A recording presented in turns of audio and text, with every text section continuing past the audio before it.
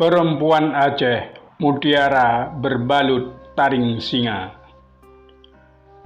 Perempuan Aceh, laksana kelembutan mutiara khas perairan tropis dibalut selimut berduri yang memikat kaum Adam. Namun juga menyikat serdadu Belanda di medan juri. Cerita heroisme yang diukir oleh Cut Nyadin, Cut Mutia, Pocut Baren, Pocut Merah Intan, Tengku Fakinah, Laksamana Malahayati tentu sudah sering terdengar. Namun bagaimana keadaan perempuan Aceh di luar lingkaran kaum bangsawan dan ulama?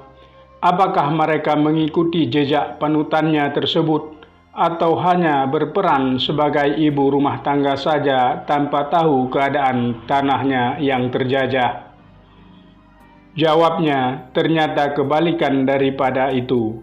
Ketika Perang Aceh berlangsung, mereka ikut serta merendah jejak perjuangan laiknya kaum Adam lainnya, hanya saja dalam kemasan berlainan.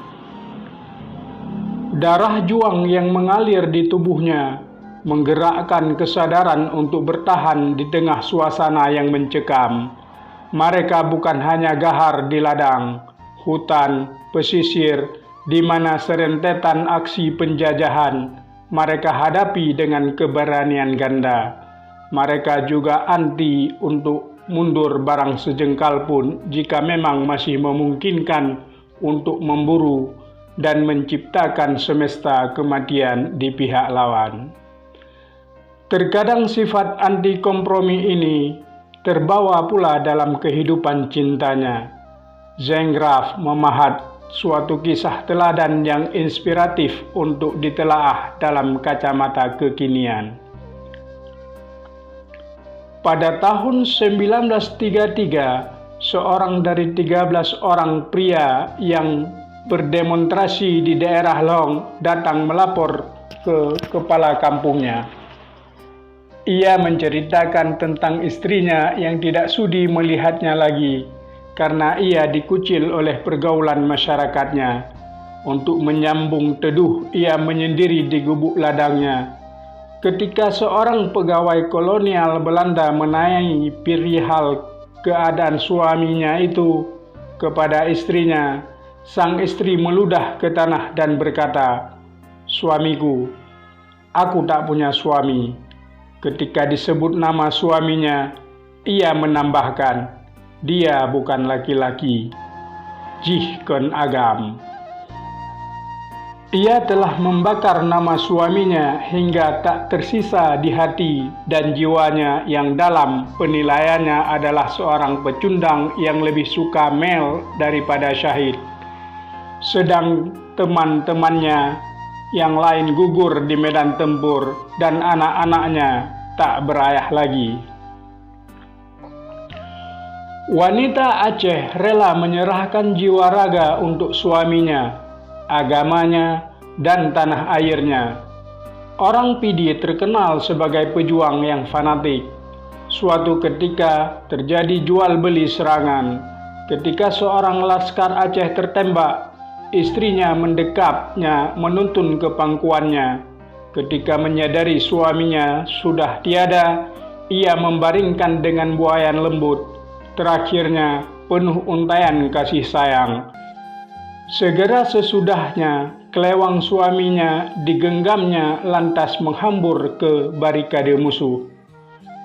Dalam suatu kesempatan, sang marsose berhasil memotong pergelangan tangannya hingga puntung.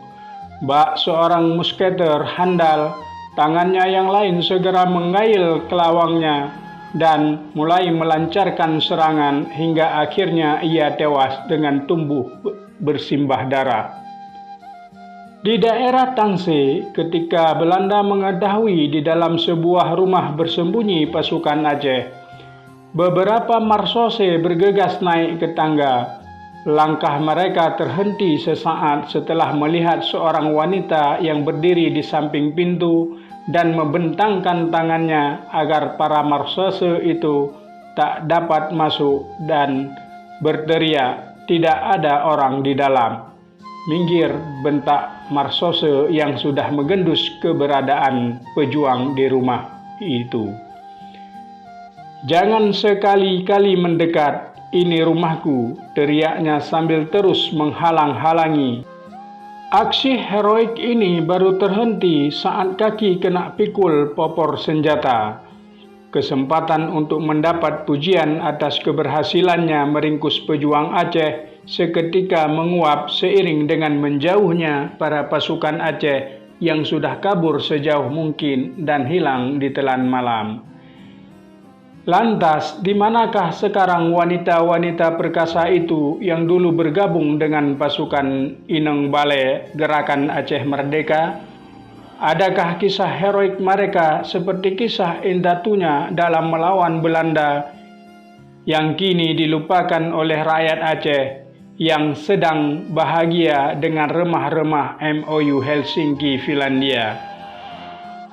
Salam damai.